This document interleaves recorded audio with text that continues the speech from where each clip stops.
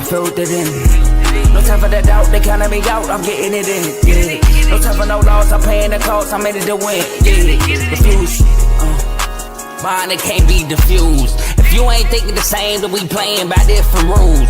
You can't see the vision, we living at different views. Until we complete the mission, keep getting up, never snooze. I walked a mile in my shoes, had the mind of a fool, chasing diamonds and jewels. Trust me, I was confused. Started minding my business and used my mind as a tool. Ended up finding my purpose and found the time to get to it. They told me I couldn't do it, they told me I couldn't make it. They sold it, could never break it. That's sadly mistaken. I need a piece of the pie, I want it so bad I can taste it. They told me like told me, keep on running toes, they gon' take them. Refuse to lose, built to win, applied myself, I filled it in.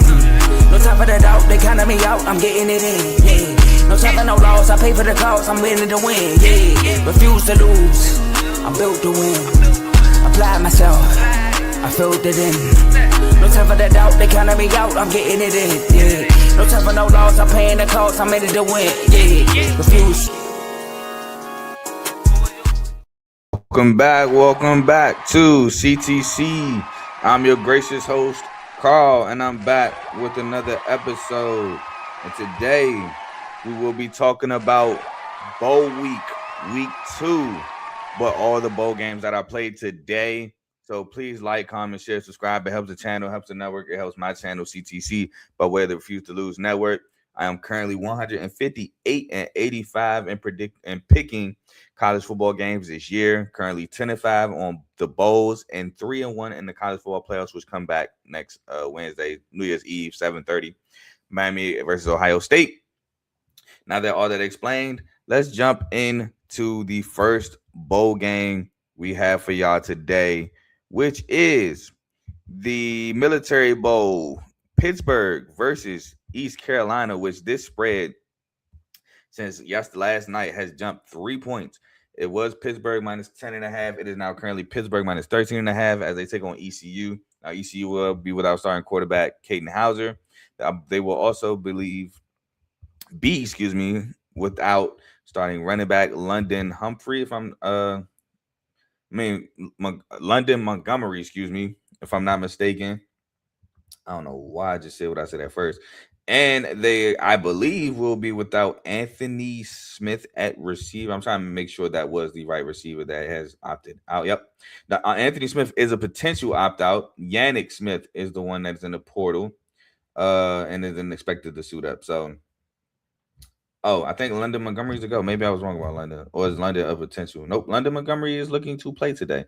Now, they will be starting either Mike Wright, who I believe played at Mississippi State, or they will be playing a freshman named Chaston Ditta, which he's a freshman, didn't play this year because obviously Hauser, so really no idea what he's going to bring to the table here. But Pittsburgh, they will be without their X Factor, Desmond Reed, which they played a lot without Desmond Reed this year. He was out due to injury, so he will not be playing. They will have Mason Heichel. He will be playing. They will be without Louis, the linebacker. He has opted out. So Kyle Louis has opted out. And that's pretty much it for Pitt. Now, for Pitt, you got to stop the run because ECU loves to run London Montgomery, who I was wrong. I think he is playing today. They love to run London Montgomery. Stop the run, especially when you got two newer quarterbacks, especially if they go with the freshman. Mike Wright has played some. Mike Wright is a runner. He's played, I want to say he was at Northwestern too, if I'm not mistaken, but he has played some. So he does have some experience. But you want to stop the run. You want to pressure Mike Wright or Chaston Ditta, whoever it may be. Establish Ja'Kyron Turner on the ground. Get the ball to Kenny Johnson and Raphael Williams Jr. and protect the football if you are Pitt. I do think Mason Heichel is prone to throwing some interceptions.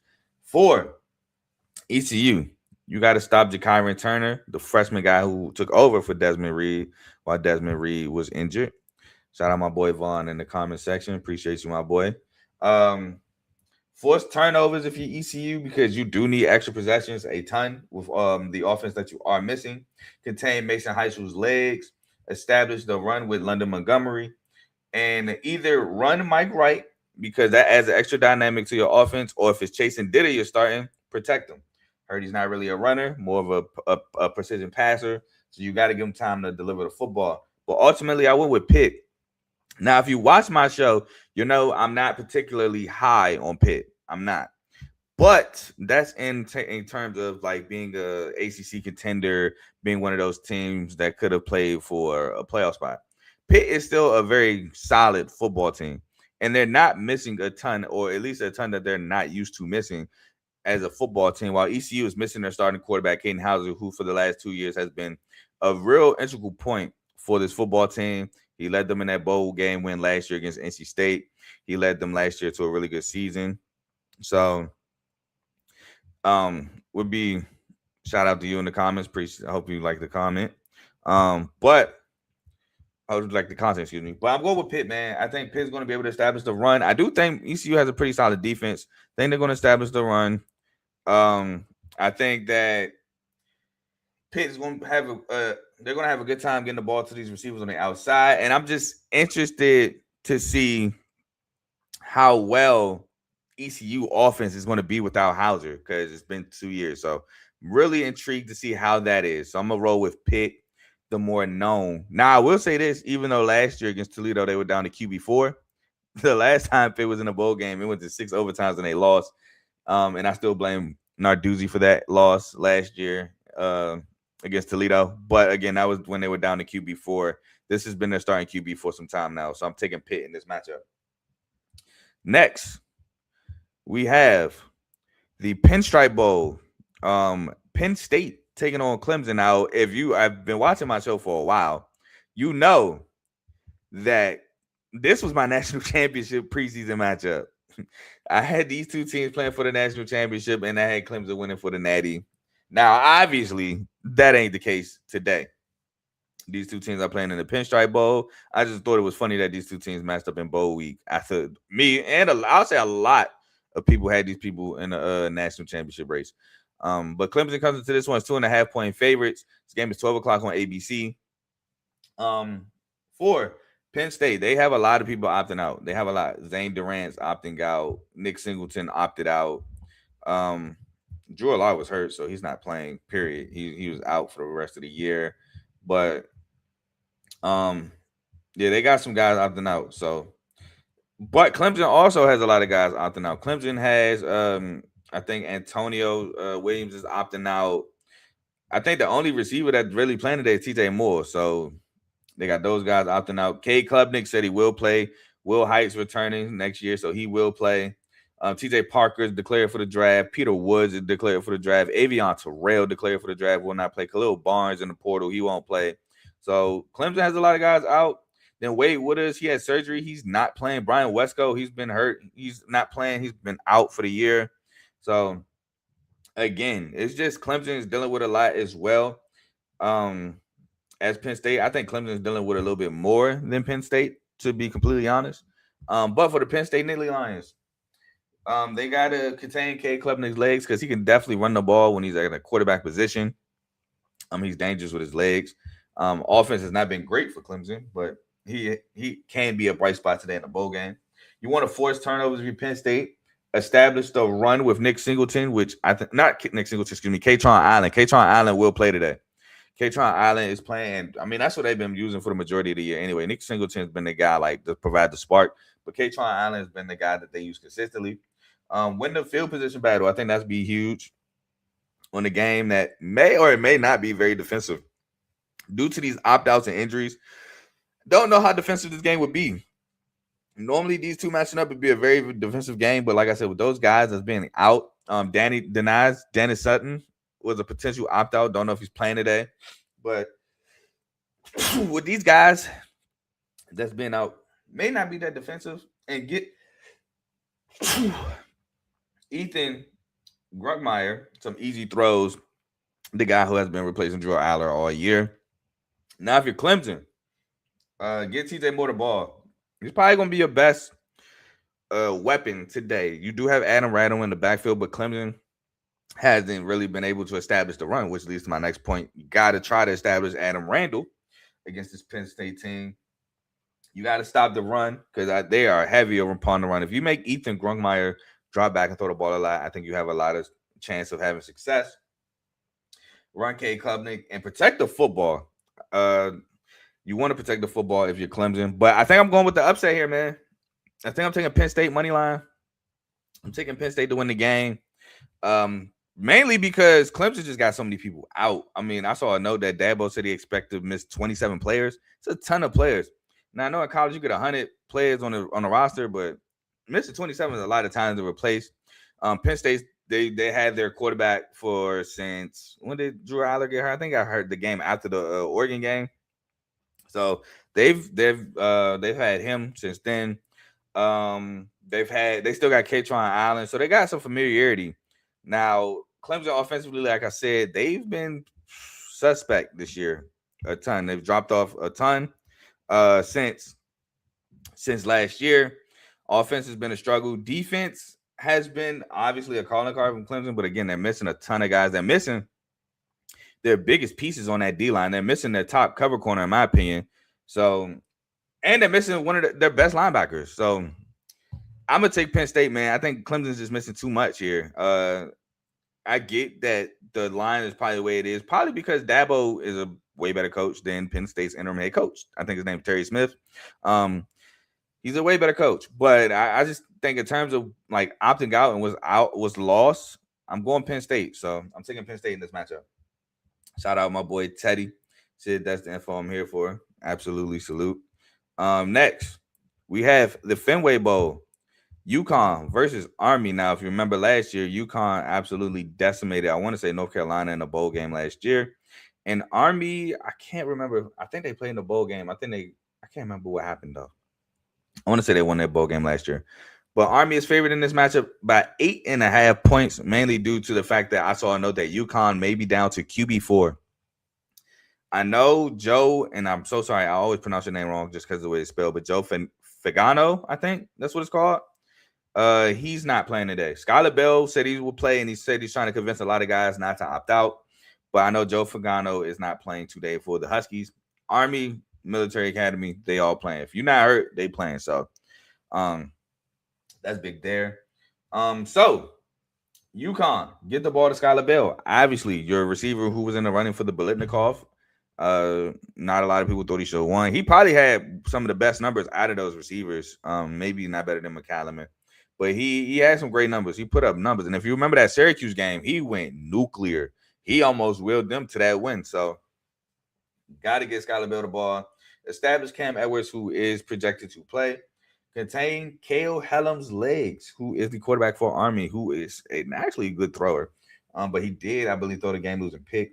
Gap sound defense, because you are still playing they don't run the option as much. Like, I didn't see the option as much in the Navy game, but they still run it. So you got to be gap sound. You get out your gap against the option. You will be watching somebody's back as they score a touchdown. And protect the quarterback, whoever that may be. And now if you're Army, I say you got to pass the ball a little bit more, man. It was effective against Navy. It really was. It gave you a shot down the stretch to win the game. Run Cale Helms, who is fast.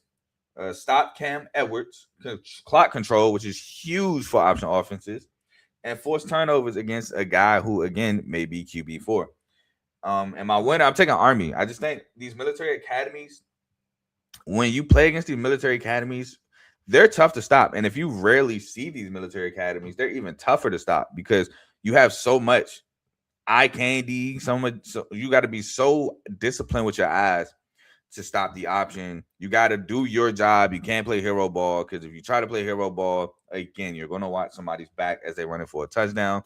Plus, UConn is down to QB4, which we don't know, or at least I don't know what that can entail. So give me Army in this matchup. And we'll move on to the Pop-Tarts Bowl, which last year the Pop-Tarts Bowl was a banger. Miami versus Iowa State last year. This year, we got 22nd ranked Georgia Tech versus 12th ranked BYU. I don't know why people try to, defecate on the Pop-Tart Bowl. Like, oh, what you want? I mean, I do it sometimes too, but I do it to like teams that's supposed to play in the playoffs. But people just defecate on it, period. Like, this is a really good bowl game. I think 2 years ago we had K-State, NC State or something like that. So it's a really good bowl game, man. And I like the matchup here. BYU is favored by 3.5 points. This game is 3:30 on ABC. Now, for Georgia Tech, you want to run Haynes King. Obviously, he's been the engine for this offense the last 3 years for the Georgia Tech Yellow Jackets. It's not going to change in this bowl game. establish Jamal Haynes, get the ball to Eric Rivers. Isaiah Canyon will be out for the Yellow Jackets. Contain Bear Bachmeier's legs, which he is tough to bring down once he gets going on the ground, and get off the field on third downs for the Yellow Jackets. Now for BYU, obviously you want to run Bear Bachmeier. He's been dynamic when he's running the ball effectively. This offense is very explosive. You want to get the ball to Chase Roberts and Parker Kingston. Kingston, the speedster. Chase Roberts, again, is a guy I believe that can play on Sundays. He just makes contested catches. He runs pretty solid routes. And he's not the fastest, but he can get open. Establish the run, which LJ Martin is out due to injury. So it's going to be a new guy back there in that backfield for the Cougars. Contain Haynes King's legs, and you want to force turnovers because Haynes King can get a little turnover happy. And if you get extra possessions against this Georgia Tech defense, who has been very leaky, that can be very problematic for the Yellow Jackets. And that's why I'm going with BYU because, one, BYU just has a better defense. They got them two cover corners on the outside I really love. And I think Johnson, and I want to say Alexander, but I think Alexander was last year. But they do have two really good cover corners on the outside for the Cougars. Defense is really it's just what's the word I'm looking for? It's not solid. It's discipline. There we go. That defense is real discipline, and they just do their job. And it's a really good defense for BYU. While Georgia Tech, again, their defense is very leaky. They give up a ton of points. They give up a ton of yards, and I think that is very bad against the BYU Cougars team, who can be very explosive on the offensive side of the ball. So give me BYU. I think that they shut them down. Not shut them down, but they do a great job defensively, and they score a ton of points against this Georgia Tech defense. We move on to the Arizona Bowl. The Arizona Bowl, which features Miami of Ohio versus Fresno State. Fresno State is favored in this matchup by 5.5 points. This game is on at 4:30 on the CW network.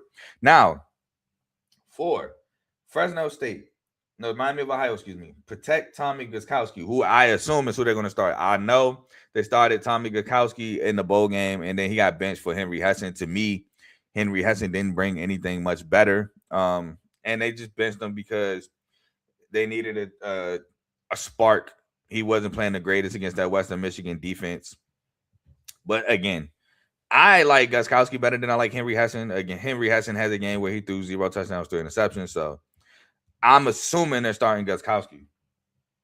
Why did I say stop Jordan Brunson? Establish Jordan Brunson. I wrote that wrong. That was a 1 in the morning type error. Force turnovers, pressure EJ Warner. You want to stop the run too. But somebody has to step up in the absence of Cam Perry. Cam Perry will not play in this game. He's their leading receiver. So somebody has to step up in his absence. Now for Fresno State, you want to, if you're EJ Warner, you have 12 touchdowns, 11 interceptions. You have to protect the football. You cannot give this Miami offense any short fields, extra possessions, especially this defense of Miami of Ohio, which is the strong suit of this team. You want to establish the run, whether it's Luke, whether it's I can't remember his name, but they got a 3-headed monster there in Fresno State in the backfield. Force turnovers, get off the field on third downs, and score. The reason why that is a point of emphasis for Fresno State is because Western Michigan was able to put up 23 points and play good defense to hold Miami of Ohio to 13. But I don't think Fresno State has the defense that Western Michigan has. So they're going to have to beat them offensively by running the football effectively and putting up points. Because Miami of Ohio, even though they're without Daquan Finn, they can still put up points.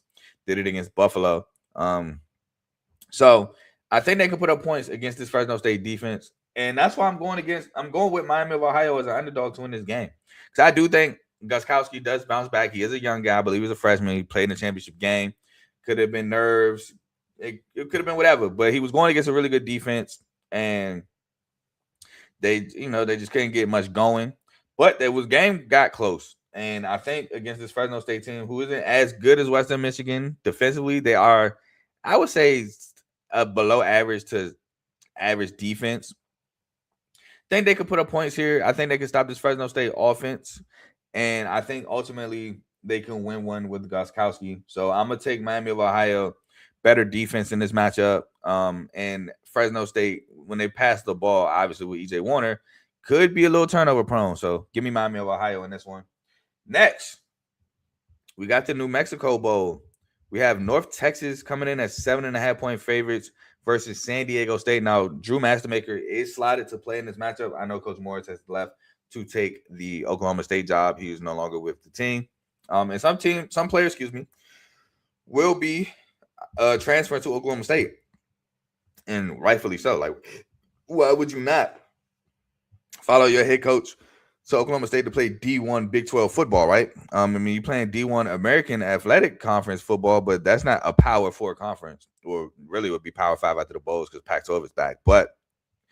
And that's if you want to label the Pac-12 a Power Conference because they're just getting a lot of Mountain West schools. But anyway, you're getting to play Power 4 football. Why would you not transfer, right? So Drew Mastermaker is set to play, and then possibly, I would assume, follow his coach to Oklahoma State. San Diego State, not really too many opt-outs. They got injuries, rather. They have their starting quarterback, Dinegal. He's out due to injury. Jordan Napier's been out for the year due to injury. And Burt Emanuel will start in place of Dinegal. You got possibly Chris Johnson opting out at cornerback, which that's a big opt-out if he does. For North Texas, you have potential opt-outs like Caleb Hawkins and Wyatt Young. Caleb Hawkins, the lead running back. Wyatt Young, the lead receiver. Also, Caleb Hawkins did get hurt in the conference title game against Tulane. So, will be interesting to see if they play. Actually, let me just double check and look right now. Before I go on, will Wyatt Young play in the bowl game? And the answer Google has gave me, oh, get out of here. Not interested. Oh, it says Wyatt Young is expected to play. So that is huge news for the Mean Green of North Texas. That's huge because, again, he is a lead receiver. Now, Caleb Hawkins, will he play? Probably not. It depends on how bad the injury was. I don't remember hearing anything. Oh, he is available. So there we go. Two big pieces right there. You got Caleb Hawkins and Wyatt Young playing with Mastermaker. It's huge news. Now, get into it. So North Texas got to stop Lucky Sutton. He's going to be the heart and soul of the San Diego State offense, especially with Burt Emanuel playing. You want to get them in passing situations. Burt Emanuel is more of a runner, not really much of a passer. At least he hasn't been, since I've seen him, going all the way back to Central Michigan. So, yeah, you want to get him passing the football. Contain Burt Emanuel's legs because he can run the football. Get Wyatt Young the ball. Protect the football because that was huge in the American Athletic Conference Championship game. They had so many turnovers against Tulane, which ultimately cost them the game. And you want to get off the field on third downs because that has been a struggle quite a bit for the North Texas defense. Defensively, they are a little leaky. Now, for San Diego State, you obviously want to establish the run with Lucky Sutton. You want to force turnovers because, again, North Texas, when they lost, 2 games this year? South Florida had a ton of turnovers. The championship game against Tulane had a ton of turnovers. When they lost, it's because they've turned the ball over. Pressure Drew Mastermaker. Someone has to step up again for the injured Jordan Napier at receiver and score 7s, not field goals. Those are my keys for San Diego State. And I'm going to do it, man. I'm going with the upset. I'm taking San Diego State. Hear me out. North Texas defense against the run is terrible.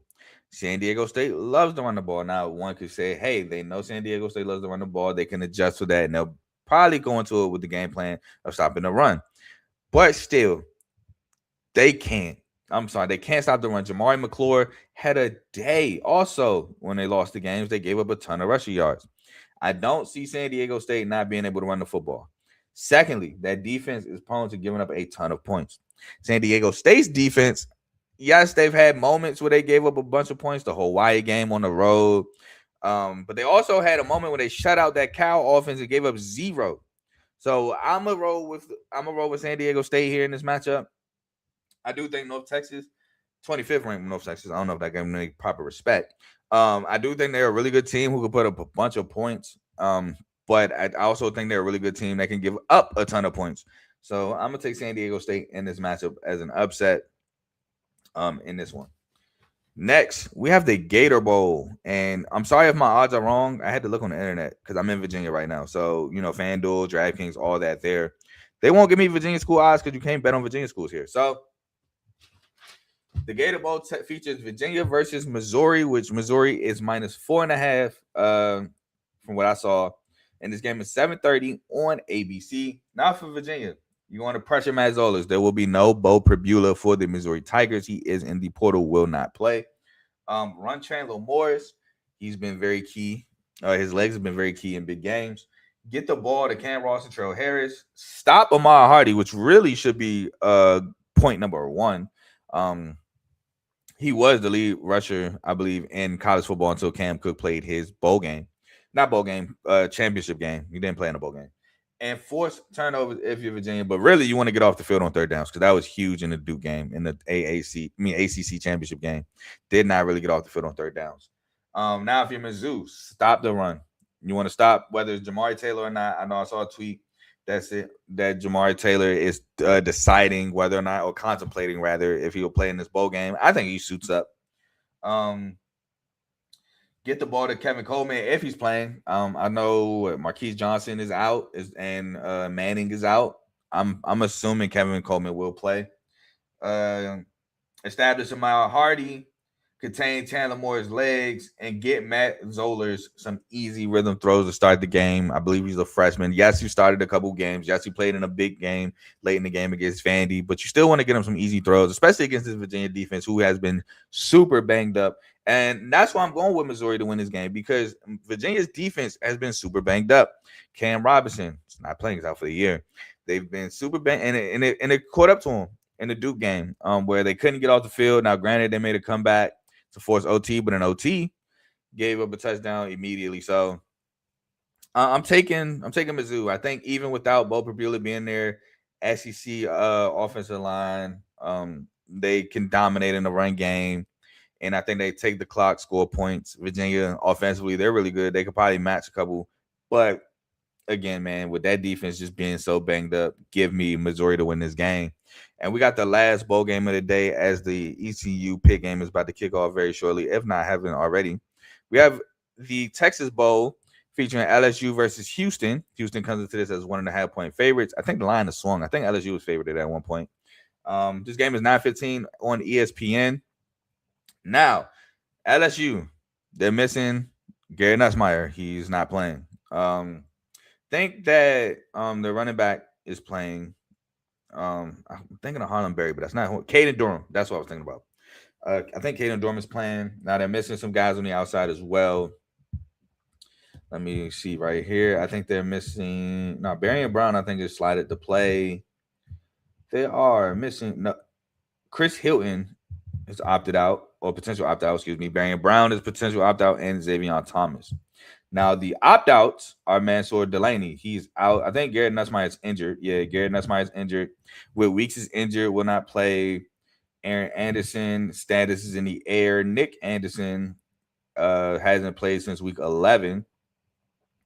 I'm on Houston. Potential opt-outs for LSU are Patrick Payton, which I think they say he will play. AJ Halsey, I think he's not playing. Maybe it's Harold Perkins is a potential opt-out. And I saw somewhere that Wes Weeks is out, but I want to say that's due to injury. But maybe not. Maybe he's not. Maybe he's playing.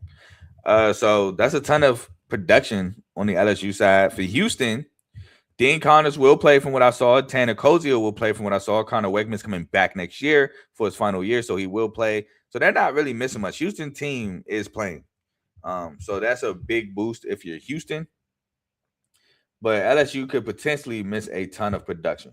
Now, LSU, they got to contain Connor Wegman's legs. He has been big in wins running the football. Can this offense finally get going? I mean, this offense has been disappointing all year if you're LSU. Can they get going against Houston? Can run Michael Van Buren, the quarterback who will start in place of Gary Nussmeier. This is his fourth start on the year. He has legs. He can't run. Force turnovers if you're LSU and stop the run. I will say Houston turning the ball over has been big in losses. Houston contain Michael Van Buren legs. Establish Dean Connors. Get Tanner Koziel and Amari Thomas the ball, who Amari Thomas has stepped up as receiver one for the year. Run Connor Wegman and get off the field on third downs against this LSU offense. And my winner in this matchup is Houston. I'm going with Houston in this matchup. Pretty much because their team is more like the known. The most of their team is playing, while LSU is the unknown. Who's playing, who's not playing. This offense hasn't really got going. This defense has been really good, but you may be missing a ton of pieces on the defensive end. You're already missing Mansour Delaney, who is one of the best cover corners in the college football game. Yes, I know Leonard Moore exists from Notre Dame. I say one of the best. One of the best cover corners in the college football in the country. So that's a huge blow for this LSU team. And then you got one of the best cover corners, in my opinion, in the country on the other side in Houston, and Latrell McCutcheon, who is playing. So give me the Houston Cougars in this matchup against LSU in the Texas Bowl. And that concludes the end of the Saturday Bowl games for week 2. I will be back tomorrow to talk about Bowl week, wrapping it up, talk about the games, major performances, all that good stuff. And then we got to start over with week 3. We got bowl game starting Monday, which the first game Monday is actually Georgia Southern versus App State, which basically is a Sun Belt game due to teams not playing in that bowl game. So we got to come at y'all with week 3 of bowl week, and the playoffs starts again New Year's Eve. That'll be its own episode because it's New Year's Eve and New Year's Day. But appreciate everybody for tuning in. Again, like, comment, share, subscribe. It helps the channel, helps the network. Speaking of the network, we have shows on the network. We have the main show featuring Joe, Tomo, and Dave, which goes live Tuesdays and Fridays, 7 to about 8:30ish. I was on a live episode yesterday with me and Joe, so make sure y'all check out the live shows. The main show. We got Unfazed, who will be back next week. That's featuring Joe and AJ. They normally go live on Tuesdays, but work schedules have been a little rough. So they've been going live on random days, but they go live around 9 o'clock Eastern, 8 o'clock Central. We got BWT, Baseball with Teddy. Be on the lookout for episodes when they drop. They should be dropping soon. We have FFC, Fantasy Football with Coach Coombs. A lot of people fantasy championships started Thursday. They continue today. So make sure y'all check out CTC, not CTC. Oh my God, I'm reading something. Fantasy Football with Coach Coombs. For your last tidbits and waiver wires, we have Dave's Doghouse, highlights and lowlights of sport. We have RBO Real Ballers only featuring Vaughn, and we have In the Red Corner featuring Ty, Ricky, and Tomo boxing episodes. They go live on Sundays, not every Sunday, but when they do go live on Sunday, they go live around 6:30, 7 o'clock. And my last thing I want to say, hold on. Shout out Teddy, said definitely dropping something before WBC for sure. Hey Teddy, when does the World Baseball Classic start? I meant to ask you that and I forgot. When does that start? While Teddy answers that question, I would like to give a moment of silence for my dog, my boy. He's obviously on the main show. Tomo, condolences to his pops, man. Very sad news here. And I'm only saying this on my show because 1, we announced it on the R2L Show, and 2, he announced it on social media. So definitely RP to my boy Tomo's pops, man.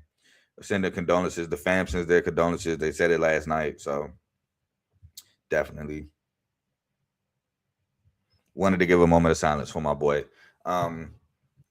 Waiting on Teddy to answer that question, and then we'll get up out of here. Well, if you don't answer it by the time I catch it, I can ask you in the chat. But that's all I got for y'all today. I will be back, like I said, tomorrow. Y'all enjoy the rest of y'all Saturday. And if you're a Ravens fan like me, man, pray because we need it.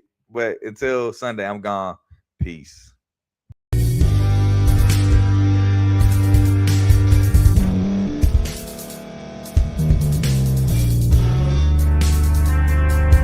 Thank you for staying to the end. If you're watching this on YouTube, please like this video, subscribe, and also hit that notification button so you can be notified next time we put out a video. If you're listening on any podcast platform, subscribe and hit that notification button, y'all, so you can be notified we put out another podcast audio.